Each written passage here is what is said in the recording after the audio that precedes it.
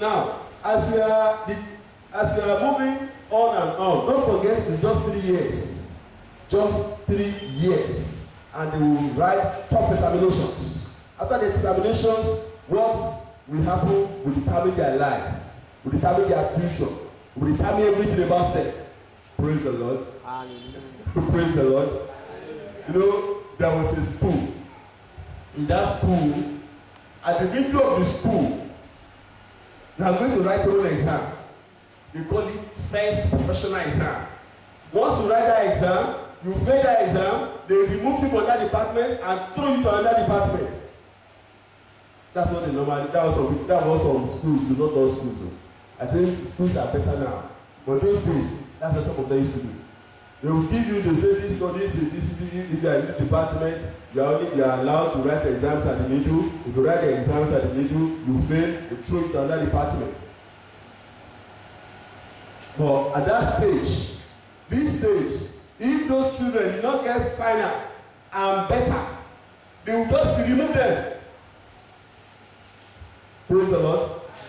If they hit that pause and at the end they are looking malnourished, that's the end of their school. They will just remove them from the class and say, you can go home. They are already automatically disqualified from the middle of the school. But God did not allow that to happen to them. So they survived. Now we are getting close to the final exam. And how did God help them? How did they succeed? Now in verse 17. Verse 17. As for these 4 children, God gave them, number 1, knowledge. This is the second time that they are mentioning God in their lives.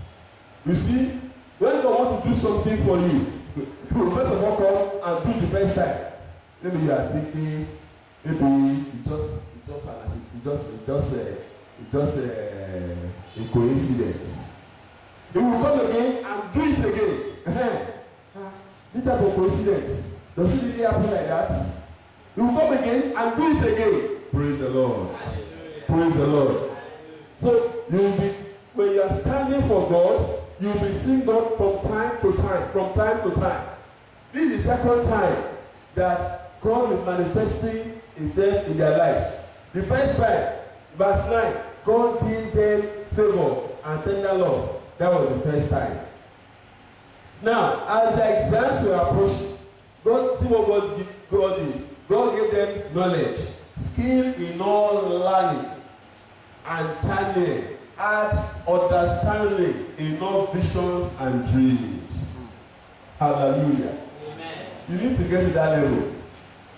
Amen. Amen. You say, what do you need it for? You need it to have understanding in visions and dreams. If I Daniel had understanding in all visions and all dreams, that's why Daniel is relevant today. Because he had power to foresee 1,000 years to come and take action now. He had power to understand what will happen at the last days. It's by the reading of the book of Daniel that we understand that we are in the last days. That time, you cannot even, if you want to go to Ibadan now, you will plan 1 week, you go to Ibadan, you will get, if you want to trek, if you want to use horse, so it's going to take time. When Daniel opened his eyes, Daniel said, I could see that in the last days, men shall run to and fro. This is how they will do it. Praise the Lord. That's what Daniel said. That men shall be moving at the speed of light. Praise the Lord. We can see aeroplane now. If you want to go to London now. Today, you want to go to London, you go to London, you get there, you greet the Queen of England, come back to Nigeria today, crossing mighty oceans and seas. Praise the Lord. So Daniel foresaw that because he had understanding in all visions and dreams. Now in verse 18. Now at the end of the days that the king has said, he should bring them in. I bring them in for exams. Some of you have to begin schools, even before the year runs out, you'll be writing exams. I'm telling you today, God will divinely impart you with the spirit of knowledge and wisdom, and in all things that you do, you will succeed in Jesus' name. Amen. in those exams will be 10 times better in the mighty name of Jesus. And now at the end of the day, that the king had said, you should bring them in. Then the prince of the eunuchs brought them in before Nebuchadnezzar. When you hear Nebuchadnezzar those days, you shake. Praise the Lord. He's a very, very powerful man. Much powerful than Donald Trump. In fact, much powerful than the president of Nigeria. Nebuchadnezzar. It's not just a king in one country. If Nebuchadnezzar say one thing, they will interpret it to like 120 languages to be circulated down, even to the unknown world, down to India, down to east, to west, to north. Nebuchadnezzar was a mighty king. Are you with me? Praise the Lord. For you to come and stand in the palace of Nebuchadnezzar and answer questions, you'll be shaking to your bone marrow. You'll be shaking. Say what? So, and you are going to see several people, white, black, all people from the different kind of places will come. Because Nebuchadnezzar believed that he was the president of the whole world, worldwide. Apart from Nebuchadnezzar, no other person. Nebuchadnezzar had so much power, so much power over forces down to Africa. Was a very powerful man. That time he destroyed Egypt, destroyed Jerusalem. That many places he has so much power. When Nebuchadnezzar speaks, the whole world shakes. Those days, they are now bringing some small children to come and stand before him, and they say these are the children, small children, to come and stand, secondary school children, that just had extra 3 years to come and stand before that kind of a powerful king. It was, you'll be shaking, you'll be speechless, because you are going to see gold. You are going to see well-laid parades. You are going to see mansions before you can even see it. You cannot just see Nebuchadnezzar like that. Where are you going to see Nebuchadnezzar? You cannot just see him like that. Praise the Lord. Now, in that Daniel chapter 1, the king brought them to come and stand. He said, these are the children. These are the school people. They've learned the Chaldean, they've learned understanding of science. But God knew that they need to have an impact on the world. And there was someone that was already standing for God. And that person was Daniel and his friends. They were already standing for God. And like Nebuchadnezzar was already seizing the whole power of the world, the whole power of the universe that God made. And God wanted to prove that Nebuchadnezzar is not the ultimate. That is the ultimate. So there was a contention between two forces, the power of darkness and the power of God. Daniel and his friends, they were standing on the side of God. Nebuchadnezzar himself was not on the side of God, but had his own idols that he give honor and glory to.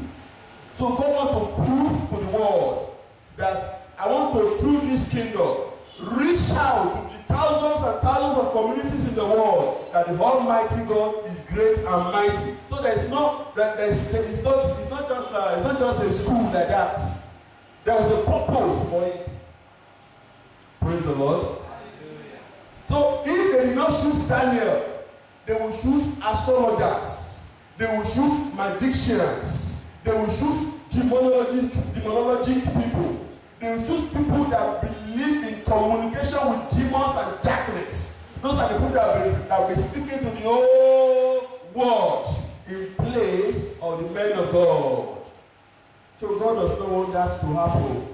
And he was only seeing Daniel and his friends as the only escape route. When are you going to stand for God so much that God will be seeing you as the escape route to communicate to the world? That God will be seeing your life as his own project. I'm praying you will stand for God in Jesus' name. Amen. So God does not need compromise, people that will need to compromise. They cannot trust them with anything. They cannot trust them at all. God does not want that kind of people to come and stand for him. That kind of, no. That's a tense situation. God is looking for an opportunity to reach the whole world. And these children, they are standing for it. You will stand for God in Jesus' name. Amen. Now, let us look at what's happened. And the king communed with them, the mighty king, the king of this world, King Nebuchadnezzar, the son of Nabopolassar. And the king communed with them, and among them all was unknown like Daniel, Ananiah, Mishael, and Azariah. Do you know why? Praise the Lord. Do you know why?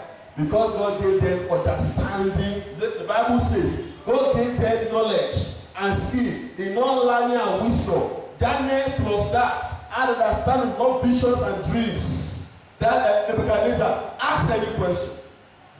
Speak any language to us, any language, we answer you. Speak French, speak Portuguese, speak any language, speak Chinese. We are going to answer you. Say, have you ever spoken French before? Don't worry, just speak it. I will tell you what I say and the interpretation of it. That was the level to which Daniel had gone. He was ready to break any question to pieces that the king will ever give him. Ask the question in any language. God has blessed Daniel to that point. Even to the point that the strange hand came to come and write on the wall. Say, mene, take care of our sin. It was Daniel that came to come and preach. Please, that your understanding of many things. What are they written there? Then they look at it and say, this is what has been written there. Nothing was hidden from him. Nothing will be hidden from you. Amen. You will succeed in life in Jesus' name. Amen. And that your academics, you will prosper in it in Jesus' name.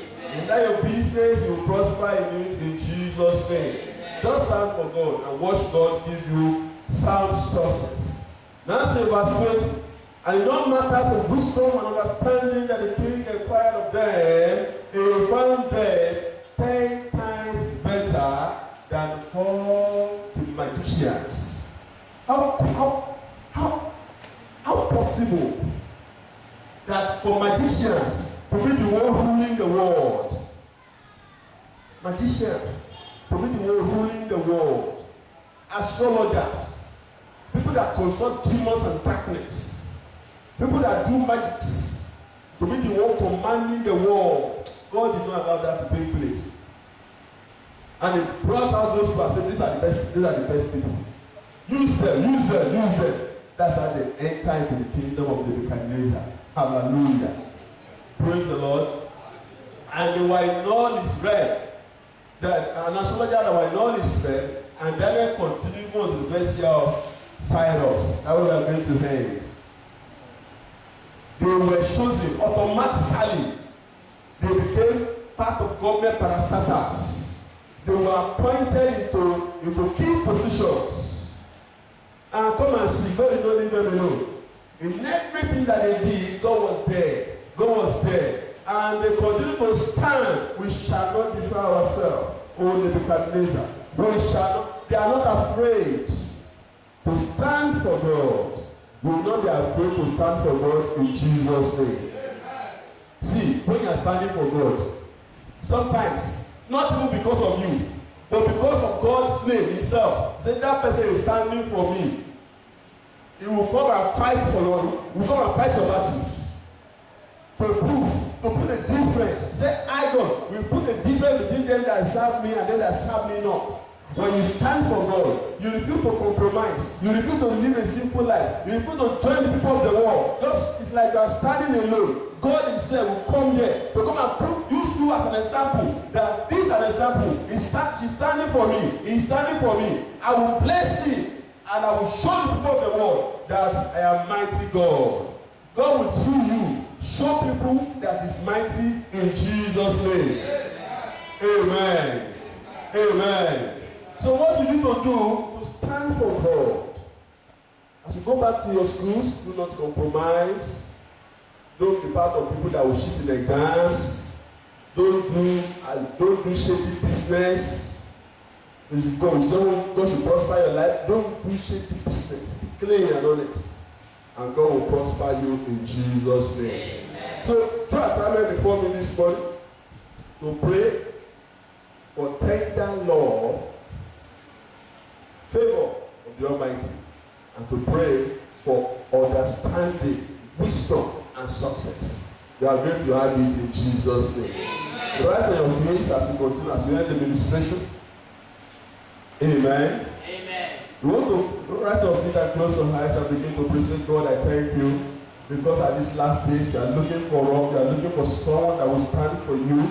Lord, I promise you I will not defile myself. Begin to make your confession before God. Say, God, I promise you I will not defile myself. God wants to give you a testimony that will shake the world, that will shake the community. That people will know and say, wow, this is great, this is wonderful, this is mighty. I want you to begin to pray and tell the Lord. Begin to say, Lord, today I dedicate myself to you, not to defile myself, not to defile myself. Do not defile yourself with men, do not defile yourself with women. Do not defile yourself with food. Do not defile yourself with any drink. Do not defile yourself with the things and the pollutions of this world. Do not defile yourself with any idol. Do not defile yourself with anything demonic, anything magic, anything like a magic. Do not defile yourself with those things. Promise to always stand for God. Promise to always stand for God, and God will stand for you. Promise to always stand for God. In Jesus' name we pray.